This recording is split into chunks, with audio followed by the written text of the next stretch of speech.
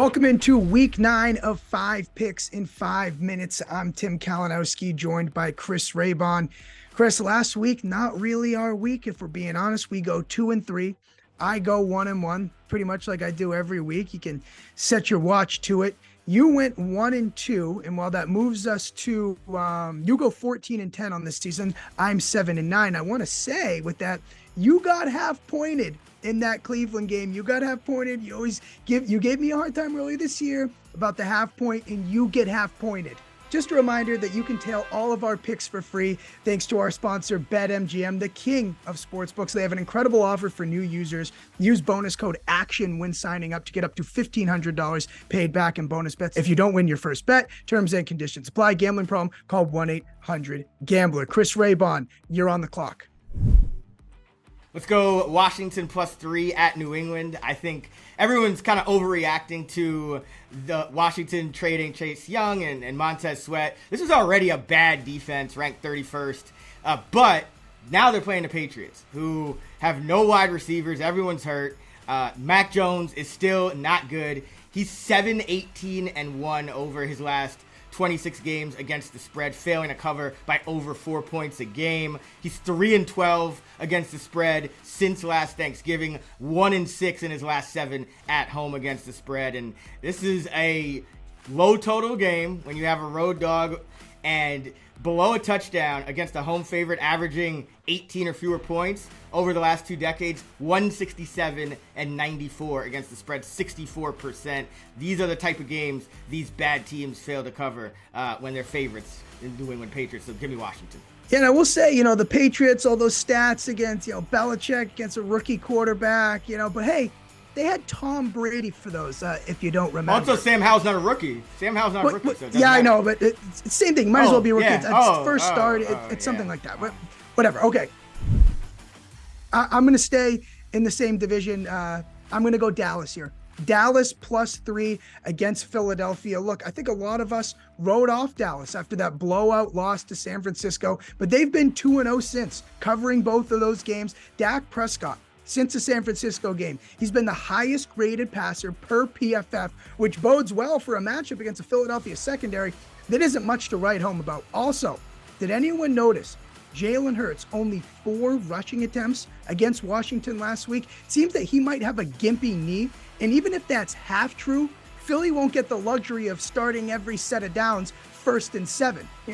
For what it's worth too, Nick Giffen, our guy, his luck rankings, he has the Eagles as the 3rd luckiest team in the NFL to date. They're 4-1 in one-score games. I see this as a coin flip game, and I'm getting 3 points. Dallas +3.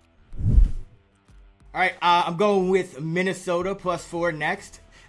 This Atlanta team is not very good, 28th in DVOA. Minnesota's 15th. And, you look at the quarterbacks, and everyone's worried about Jaron Hall in his first start. But we've seen this time and time again. When you have a solid rookie quarterback, there's no real film on the guy. They can have success at least in their first game. We saw this with Bajent most recently. But Taylor Heineke had the most turnover-worthy throws in the league in terms of rate last year. That's why he was benched. And this Atlanta team, I think, is going to struggle against Minnesota, offensively. So when you have a low total game like this, it doesn't take much for the dog to cover. When you have a road dog with a total of 38 or less, they have gone 88, 54, and 3 since 2015, 62%. And let's not forget, Atlanta just 6-14 against the spread at home under Arthur Smith, including 3-8 against the spread as a home favorite. Give me Minnesota. Yeah, 2 new quarterbacks for both of those teams. Obviously, Heineke has starting experience, but his first time starting for Atlanta. I'm going to go over to Seattle, Baltimore, over 44. Look, it's been well documented. Unders are killing it this year. 72, 49-1 on the year. But last week, just 8-8.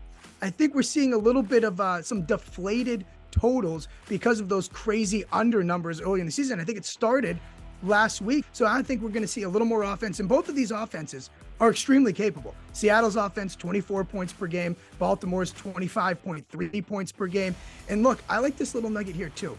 If Seattle trails in this game like they're supposed to do, That's good for the over because this Baltimore team hasn't been talked about enough. They traveled to London, back to Baltimore, all the way over to Arizona, and then back to Baltimore again. I could see them possibly running out of steam third quarter, fourth quarter, and opening up for Seattle to keep up their end of the deal here. So Seattle, Baltimore over 44. Yeah, Baltimore can always give up, 11 points in a cover in the last, minute and a half.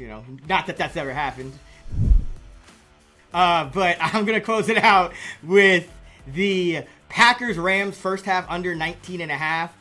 10-9-0, 3-3-0-3. Those are the amount of points that Green Bay has scored in first halves this season. They're averaging 4 points in the first half.